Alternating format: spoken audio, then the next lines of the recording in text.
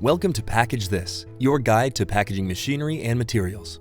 Today's episode highlights robots that are part of the automation revolution happening at today's brands.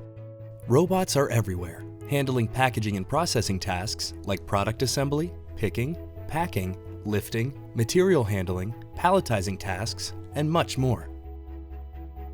Delta robots have 3 elongated arms forming a triangular shape that is connected to a base on a moving platform.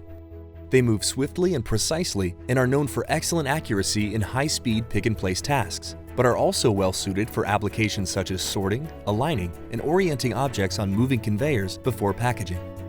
Let's look at a Delta robot from Paxium's Valtara brand. Featuring one of the industry's most compact robot cells, this robot features a machine vision-guided camera and is designed for high-performance pick-and-place operations. Here we see Valtara's end effectors using suction cups to place plastic bags of pasta into cases. These end effectors can be custom engineered with Delta robots supplied by Kodian or Omron. Valtara's robot cells are manufactured in their facility in Schio, Italy.